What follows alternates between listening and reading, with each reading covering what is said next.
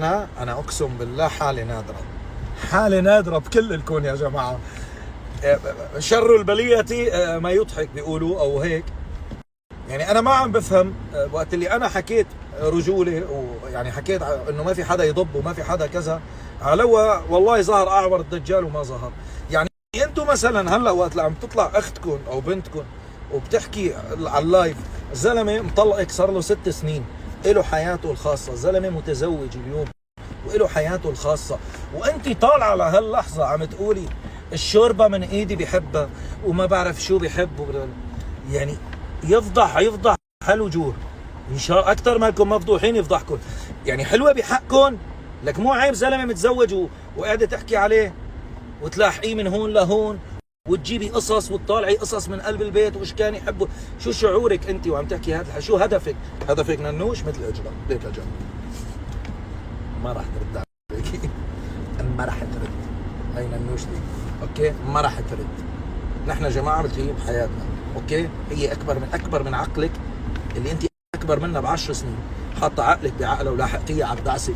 ما راح ترد عليكي اوكي. بدها تسهر كل يوم معي، كل يوم نحن بنسهر. ما عم تحكوا على السهرة، لكن رفع ضغطكم، حبة البزر تبعها رفعت ضغطكم، يفضح عينكم.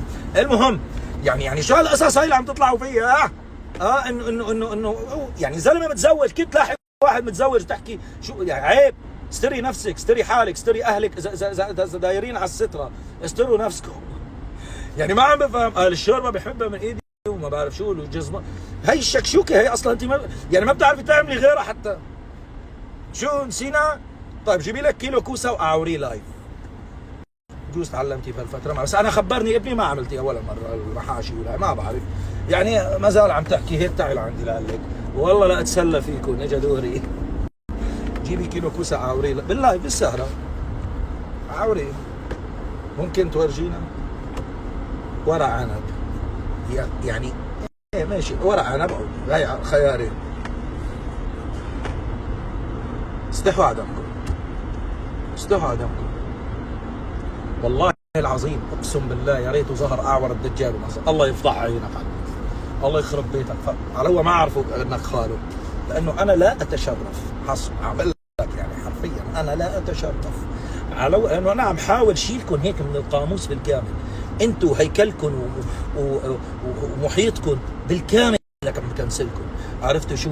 والولد اللي بده يلحقكم انا منتفي منه ليوم يبعثون، ليوم يبعثون. اللي بيقول لي هذا لا تقولوا لي الواقع. انا الواقع كابه بتعرفوا ايه. انا بتشرف باللي بينحطوا على العين والراس فقط، لا اكثر ولا اقل. تمام؟ انا حر باني اختار مثل ما انا بدي. تمام؟ الهم اخوال الاولاد والهم طريقهم والهم امورهم. انا بختار لهم مين اخوالهم ومين ولمين نسبهم. انا نسبه تابعي لالي مو لالكم. لا نتشرف اذا واصله معك تلحق زلمه متزوج. والله العظيم ما بتستحوا، والله العظيم. يعني لك والله انا صرت اخجل عم بحكي بموضوع. والله يا اخي في فئات عمريه انا بحياتي ما انحطيت بهي المواقف. تقولوا عم يتخطى، ما عم يتخطى. الموضوع ما له تخطي يا جماعه. نحن اليوم كلنا بالسوشيال ميديا. تفتح بدك تفوت مثلا على صفحتك تطمن لك على شيء، بدك تشوف الكومنتات، اول ما بتفتح بنط حدا بخلقتك. عرفتوا شو؟ ما الموضوع عم يطلع قدامك الموضوع. بدك تتخطى هي وجماعتها. شو ما بدي اتخطى؟ زلمه بيحب بيروح بكب. اذا انا كبيت اي تخطي عم تحكوا عنه يا اخي؟ وحدوا الله واذكروا الله واتركوا هالولاد بقى. لا تخلونا نتصرف تصرفات غير عقلانيه يا اخي. تركوني فرحان بنتائج الاولاد وبدراستهم وبتطوراتهم وبحياتهم، واجوا من الظلمه الى النور غصبا عنكم. انا لا اتشرف وهن ما بيتشرفوا. اختكم بنتكم يا اخي عم تعاكس زلمه متزوج. ما موضوع اولاد. جينا لنحل موضوع الاولاد ما انحل. ضبوا، هذا شرفكم، هذا عرضكم. ضبوه، استحوا على دمكم. عيب. اليوم انا وقت هذا واصل لهي المرحله اللي عم تشوفوني انا بعد مرور سنه ونص، وهذا الانفعال اللي انا فيه، لانه يا جماعه كلام لا يطاق. يعني اليوم بلايف عم تقول لهم وشم اسمي على صدره. منين صار اسمك وليه؟ منين صار اسمك؟ يفضح عينك. منين صار اسمك هاد؟ ما بدي اذكر اسم. انا ما انت بتعرفي تماما انه انا ما هو انت. يعني اللي كان هون المحروق واللي هون عم شيل واللي كذا واللي ابويا هذا حرق لي اياه بسبب بنت قبلك تعرفيها مين. يقطع هالتاريخ، الله يلعن هالتاريخ ويلعن المراهقة وسن المراهقة وقرف المراهقة. اقسم بالله طالعت تقول لهم ويشم اسمك، لك ليش عم تحكي؟ يعني شو بدك؟ طلعيني، اخلعيني، اخلعيني، اريد الخلع. هيك ارتاحوا بلكي. الحمد لله الله بعت حدا يعني شريك حياة لإلي واعي قادر يتدارك الامور. بينك وبين 10 سنين بس عقله بيوزن دبلين عمرك. انت عمرك 35 وهي عمرها 24. رايحه على 25 حبيبتي. ما حسيت بهالعمر قد ما أنا مبسوط معك. المهم والله ما حسيت 5 سنين مره قضيناهم والله الله شاهد، يعني قضيناهم الحمد لله مرتاحين بحياتنا ما لنا فيها. والله مو موضوع استفزاز، ماني باني استفزها، مرضت نفسيا عقليا مرضت. بيحب هاي الطبخه كان من ايدي، بيعمل هيك ويشم اسمي على صدره، ما بعرف شو وما بعرف تبقى لي ما انزعتي لي انزع ايش وليه؟ عيب عيب عيب، ما بصير هذا الحوار. لو كان صح ما بصير تحكي. شو بدك؟ واعية لا تحزبي. فشلتي كثير بحياتك ولتاريخ اللحظه عم تفشلي، ما رح تاخذي شيء مني يا اخي. خلاص جند يعني تفضل. ما انا يعني تفضل. ما انا بعرف شو طلع لي يعني بعرف انا شو عم يصير. طيب انا قلت انا يعني بدنا كيلو كوسه اليوم، بلكي انا بدي ادخل بحسابي الرسمي هالمره. انا بدي ادخل، مو انا بدخل بحسابات وهميه، اليوم بدي ادخل بحسابي الرسمي. هن مقتنعين انه انا بقعد وسهرتي معهم، عرفت شو؟ لا اله الا الله. بدي ادخل انا اليوم بحسابي الرسمي، بتروحوا بتجيبوا كيلو كوسه، كيلو لشوف الوزن. ما بقبل، بعرف اصلا، بعرف من حجم الكوسات، انا بعرف اذا غشيتوني يعني 950 999 جرام ما بقبل انا. اذا بتريدوا بدي كيلو تمام. بدي اشوفه كيف عم يتعور. ما زال هيك عم نحكي. اقسم بالله والله على ما اقول شهيد، والله على ما اقول شهيد. هاي انا عم سوق طريق قدامي ما اوصل للوكيشن اللي رايح عليه. اذا عم كذب بحرف انه كل الاكلات اليوم اللي كان بتعملوا النوش هذول بتشوفوهم الاكلات كنت اروح اكلهم عند امي. بسطي هيك يلا بدك تحكي انا بحكي. يشهد ربي، يشهد ربي علي والله يعدمني اغلى من عندي. اذا عم كذب بحرف كنت كلهم روح اكلهم عند امي وعند السقف عند امي تبهدل. اجباري بدي اقول طيبه، اكيد بدي اشوفها طيبه هي اكيد. بدي ساير شو بدي اعمل؟ بدك تعيش. كنت حاولت كثير اعيش بس الواقع فرض علي انه ارمي وامشي. اوكي ارمي وامشي، شوف حياتك قبل ما يروح عمرك سرقه منك. وانت نفس الشيء يوم بتشوفي حالك كمان مع انسان ما له عارف قيمتك لا تبقي عنده، لا تبقي عنده. ونفس الشيء انت تعرف حالك لانه العمر بينسرق وبيروح عمرك، ما بتلحق تاسس وتعمل حياه جديده.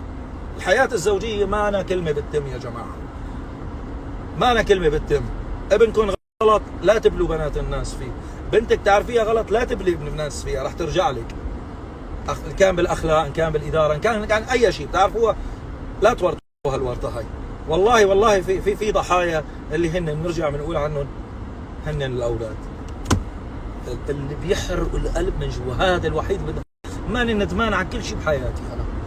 انا بس ما وعم بحاول بعوض لا اعوضه على السنين اللي راح فيها بس. ولكن غير عقلانيه هي المخلوقه، بدها تدمرهم، بدها هي هلا يا اما بدها شيء بيني وبين الناس يصير، يا بدي اني ارمي الاولاد. الفضايح بلشت تطلع كانه من عندي. ما يلا بنحكي شوي بس باللي بينحكى فيه يعني بدون اسرار. انا اسرار ما بطلع من البيوت. اوكي انا احسن منكم. نحكي بالاشياء اللي بينحكى فيه. وقت بتروح الست الوالده الواعيه الفهمانه المسموعياتها طيبه بتروح بتجيب له صوره لاي هم من يومين عرفتها. قلت له ليش ما عم تحكي لهشم جبجبته؟ ليه ما عم تحكي؟ لضيفهم على الارشيف تبعكم يعني بالقانون وبالهي. يلا بلكي الله بيتوهكم وبتشرفونا بتجوا على جويكم. انا بدي اياكم بدوله قانون بصراحه. وقت اللي بتروحوا بتجيبوا له صوره من الانترنت للولد، ولد معذب ومرم وكله ازرق ومضروب وهاي، وبتقولوا له بس تروح لعند ابوك رح تعمل هيك فيكم ماما رح تعمل هيك فيكم. لك ما بتخافوا الله؟ لك ما بتخافوا الله؟ هذا ايش ذنبه؟ بتعرفوا انتم هذا الولد لو دخل بحاله نفسيه او انا بحس احيانا اي همه مضبوط. خليني بدي احكي والله بحسه مو مزبوط مرات الولد هيك اول من اجى يعني وكذا. لهلا وقت اللي بيحكي بيأثر بالكلام. انا بلشت اعرف الاسباب يا جماعه، لان الولد ماري بين ايدي، راح من عندي عمره 2.5 فما علي عتب. عرفت شو؟ هيك الدنيا، وهذا حال الدنيا. وقت بتروحوا بتجيبوا له هاي الصوره وبتورجوه حدا معذب، مفكرتيه مثليك تضربيهم بالكبل تبع الشاحن بتقطعي جسمهم، وخرطوم من عند الجاره تروح تقضيها قصي لي شقفه خرطوم. ليش بعتي لي اياهم؟ انا قايل لك من قبل لا تعذبيهم، بعتي لي اياهم، انا بمون عليهم، مالك علاقه فيهم. مو لهالدرجه، اذا واصله معك لهي المرحله كان بعتيهم. شفتي حالك انت واصله لهي المرحله كان بعتيهم. طول الوقت شو بتسمعون؟ كلمه اقسم بالله حرق قلبي كلمه هي. خلص بدي ابعتكم لو بيضل بعمري يوم. طيب بعتيهم، هذا الحديث بمنهم هالاولاد. بتروحي بتيجي بتهدديهم، بدي ابعتكم لو بيضل بعمري يوم، لو بيبقى بعمري يوم. ايش هالام؟ والله شوفي كان في ست اسمها آلاء، اقسم بالله انا احترمها باللايف وقت اللي كبستك كلمه ما بترك اولادي لو بنام بالشارع. فكيف اللي كان اخذ لك بيت واموركم تمام ومدارسهم وكل شيء وعايشه معهم، ورغم هيك تركتيهم؟ يعني يا ريت تكوني بالشارع، بس لو كانت بالشارع الام ما بتتخلى عن اولادها. انت ما اكتفيتي، بدك تأذي لسه، وبدك تضري، وبدك تزيدي. راح اضربك بيد من حديد قانونيا. هالمره راح اضربك بيد من حديد اذا ما وقفتي عند حدك. هالمره راح اضربك بيد من حديد اذا ما وقفتي عند حدك. استحي على دمك وحاج تلحق اذا زلمه متزوج. هيك بدي اقول لك اياها. اثبت لكم كلام الولد صح، واشرح لكم عن هالام اللي مسميه حالها بالنسبه لاولادها هي ام. عرفتوا شو؟ ولكن كأم لا تصلح لشيء بصراحه. يعني اللي بتقبل على اللي كان صهره، كان الحمد لله ما ولا انه زال بعده، يعني موجود صهره الحمد لله اللي الله عترني، والله يعين الباقي. لساتك عايش انت. المهم ما بدي افوت باموره هذاك، رح فوت بعدين اذا ما وقفوا عند حدهم. بحكي لكم لسه اشياء اكثر. ما زال هيك صارت القصه. كنت راجع الساعه 12 بالليل من البيت، راجعين الساعه 12 بالليل كنا عم ناكل وهي راجعين، وانا بفيق الساعه 5:30 الصبح من شغلي. الساعه 12 بالليل بدها ايانا اما لقيناها بالطريق راجعه على بيتها نروح نسهر عندهم. طيب انا ايمت بفيق على شغلي، انطمزت ومشيت، برمت هيك ظهرها وعملت لي هيك، بتذكر المشهد انا. المهم نحن وراجعين قال لا بدي اروح، انا ما بدي اروح على البيت. لك شلون بدك تروح على البيت؟ ما بعرف شو. فانا طلعت وسمعت كلمتين بصراحه، يعني انا بالنهايه ما يعني كمان ما حلوه بحقي وقتها، لما سمعتها كلمتين تقال يا اخي سبيتها شتمتها اللي هي عصبت اخي، طقت براسي، انا ازعل. اعتبروني شو من كان، بس انا بالنهايه حامي عرض، انا بالنهايه ساتر، انا بالنهايه صهر، انا بالنهايه كذا. هيك بتعامل؟ اكيد لا. وانتم لو ابن الاصل بيعرف تماما انه لا، ما عجبكم تاخذوا بنتكم. نزلت على الشارع عملت فضيحه وصرخت واجتمعوا، والكتره بتغلب الشجاعه. فوق ال40 متذكرهم بياع دخان وابو اكسبريس وهدول واقفين هيك بالشو اسمه، هدول بيضلوا بالليل. بتعرفوا الاكسبريس اللي عايش بالضاحيه بيعرف انه هدول 24 ساعه فاتحين. وطلعوا من المكتب تبع شو اسمه، المهم وفاتوا هالفوته وبلشوا خبط. يعني بنتها فايتة عم بتقول لها لا هي عم تقول لهم ضربوه، بيستاهل لسه اكثر واكثر، يخرب لعمل شو. فبدكم ما تورجيه هيك صوره لابني. لو ما دخل واحد بعرفه والله من هذا اللي بيشتغل على ماكينه الاكسبريس وهيك، قسما بالله العظيم لا انا طلعت مكرسح حرفيا، طلعت متمي. هاي رجولته. بلشت تاكل ضربات، اكلتوا ضربات كثير من بعدها، شيء حادث فلان شيء كذا، ربكم ما بينسى حدا. بس الحقتوني انتم بدكم تعملوا ابني، تعملوه مريض، تبعتوه، بدكم كنتوا انتم تاذوهم وتبعتوهم. هي نيتكم لحتى تضروني من حقدكم وغلكم. عرفتوا شو؟ لدرجه صار كل شيء قدامهم منك انت يا ابو شرف ورجوله، منك انت. اوكي؟ انا لهون راح اكتفي. هذا يعني التوسي هيك شوي صغيره، يعني انا فتتها، انتبهوا.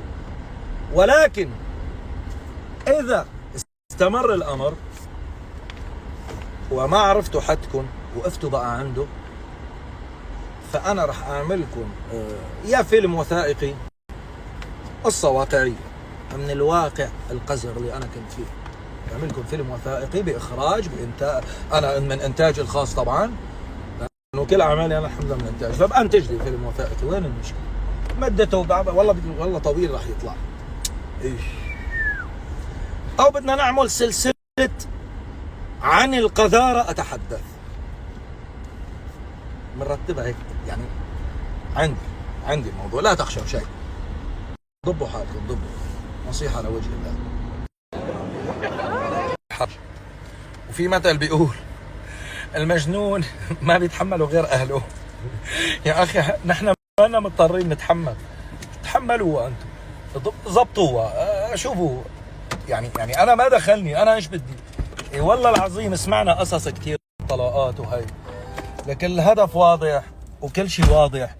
واليوم النسبة الكبيرة اليوم المتابعة هذا الأمر نساء، ومرة بتفهم، وأنتم بتعرفوا شو الهدف وشايفين بعيونكم، أنتم فهمانين عليها شو بدها، بس ما حد تستحى، ما حد يعني الحياة ما وين رايحين يا أخي؟ نحن وين رايحين؟ مر عليكم هيك قصة؟ بتعرفوا أنتم هاي دمرت المجتمع؟ بتعرفوا أنه هلأ هاي الحالة رح تشوفوها كتير بحياتكم، لأنه انتشرت على أوسع نطاق في السوشيال ميديا. يعني رح تنزع الغير، نقلت رسالة عن يعني خلت قومت، يعني في حالات طلاق كتير بالدنيا. يعني هي حرضت المجتمع، عم تحرض المجتمع انه يتصرفوا نفس تصرفها. قديش في فرق بين تكوني يعني باحترام لك صار الموضوع خلص اطلعوا منه وله اسبابه كل واحد. انا لي اسبابي وصبرت وعملت وساويت وكل شيء، فليش هاي الامور؟ بدي انهي الستوري والكم شكر خاص وسامحوني للناس اللي بتتابعني. انا عندي يعني في كل انسان عنده يعني قدرة تحمل. وصلت لهي المرحلة عم بفقد السيطرة على حالي.